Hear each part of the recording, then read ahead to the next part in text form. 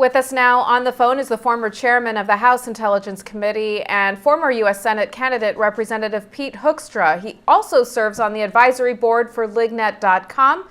Representative Hoekstra, thanks for being with us today. Always good to be with you. Thank you. Well, this afternoon we learned the president is accelerating the troops' drawdown in Afghanistan, with the president announcing that U.S. forces will pull back their patrols from Afghan villages and end most unilateral combat operations this spring. Our troops would serve in more of a support role. Is this a wise move on the president's part? Well, I think what the president today did is he signaled to the Afghan people, he signaled to the Taliban, and he signaled to the American people that the U.S. role, the U.S. mission in Afghanistan is done. It may not be completed, but it is finished. That the U.S. will no longer, be there primarily to defeat the Taliban and to maintain security in Afghanistan.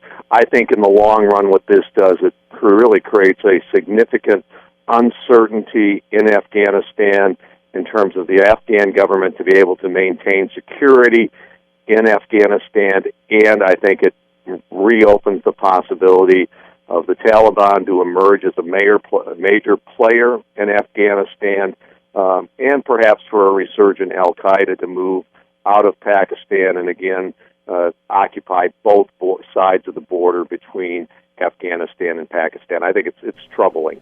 As reasons for the quicker withdrawal, the president cited what he described as recent security gains and progress in training Afghan security forces. Do you believe Afghan security forces are really ready to take the combat lead there? It's been a while since I've been in Afghanistan, but from everything that I see and everything that I read, I think the president and President Karzai are overstating the capabilities of the Afghan security forces. Afghanistan is a very, very difficult region to govern and to control. To believe that they can take the lead in that part of the world, especially with no functioning air force, I think is unrealistic. Now, we learned this week that the Obama administration might leave no troops in Afghanistan after 2014, a view in opposition to the Pentagon's that thousands of troops might be needed to contain al-Qaeda and strengthen Afghan forces there. What would be the fallout of this decision in the fight against radical Islam? Again, what it does is it creates an opportunity and creates one more potential training and breeding ground for radical jihadists. They will move back into Pakistan. They will move from Pakistan back into Afghanistan. They will occupy both countries. I don't think the radical jihadist al-Qaeda will try to control and take over Afghanistan, but clearly they will have a training ground where they will use the results of the training and the preparation. That's what we need to be concerned about. Is the president basically waving the white flag then in the war on terror?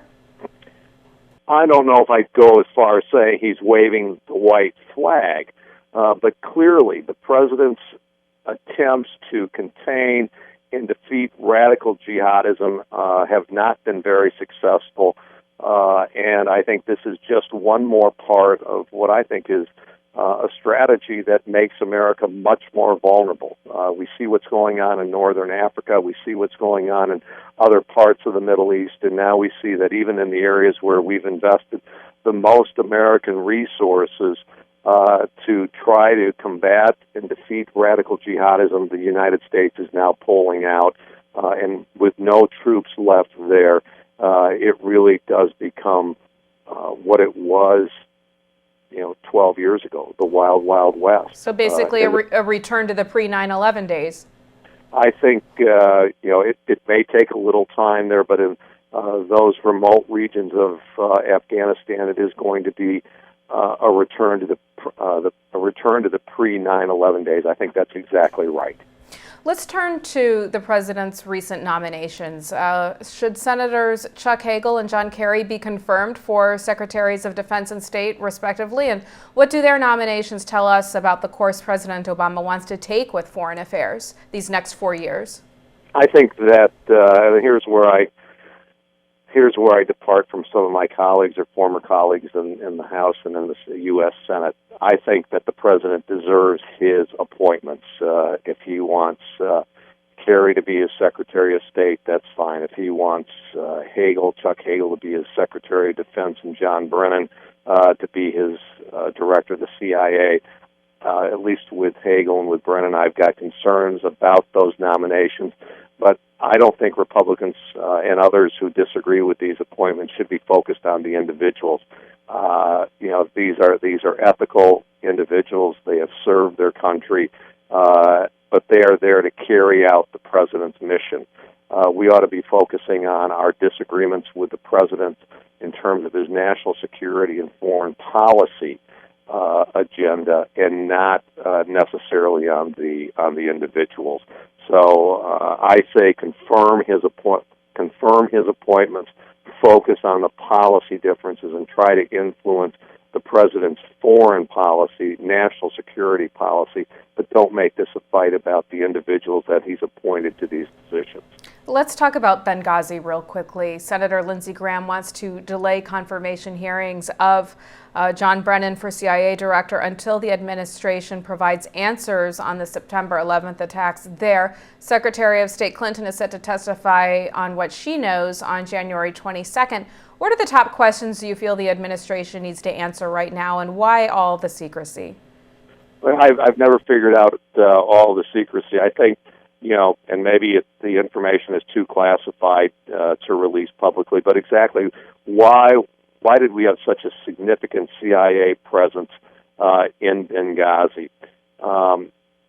What activities were the U.S.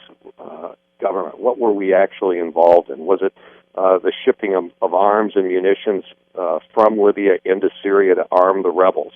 Were we engaged in tracking, perhaps detaining and interrogating with the help of Libyan security forces, radical elements in northern Libya?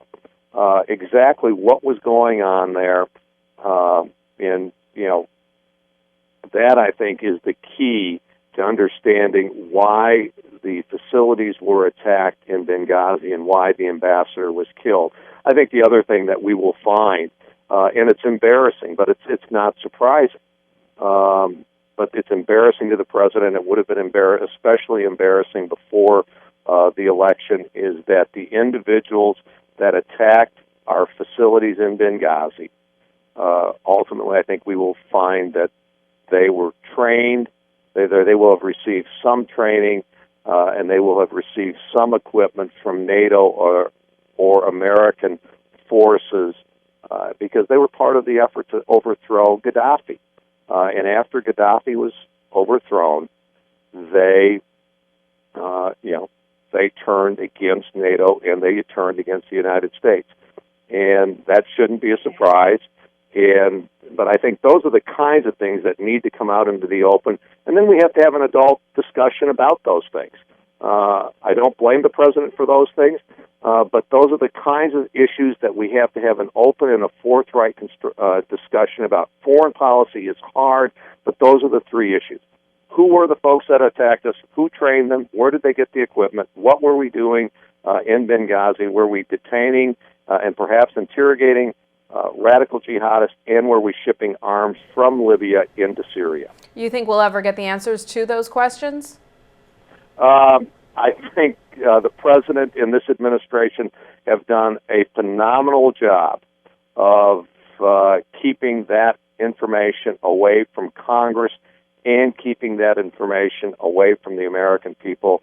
I hope that Senator Graham and others in the Senate and in the House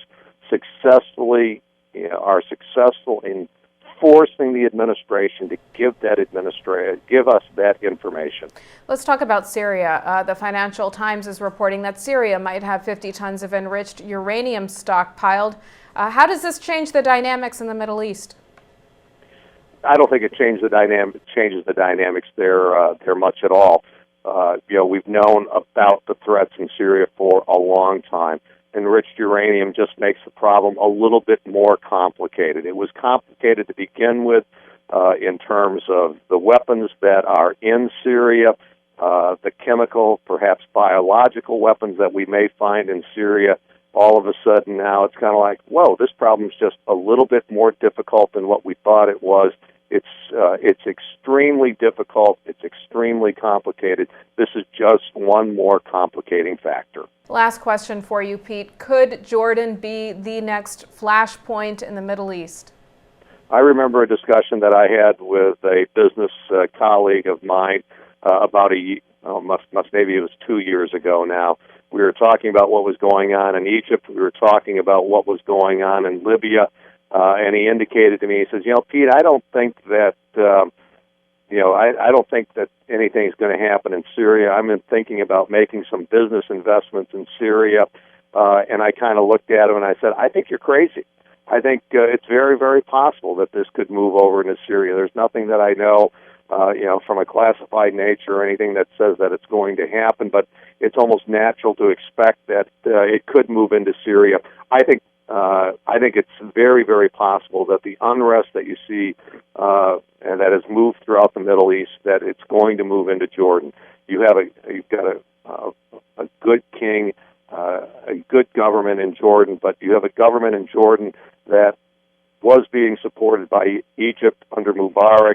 I believe that now the current Egyptian government, Morsi, is probably, number one, not supporting the Jordanian government, may be neutral, but may actually be fomenting the unrest, or maybe fomenting unrest in Jordan with the ultimate objective of overthrowing the regime in Jordan. I'm very concerned about what happens in Jordan over the next 6 to 9 months. All right, Representative Pete Hoekstra, thanks for being with us today, and thank you for all your insight. Hey, great. Thank you. And thank you for watching Newsmax TV.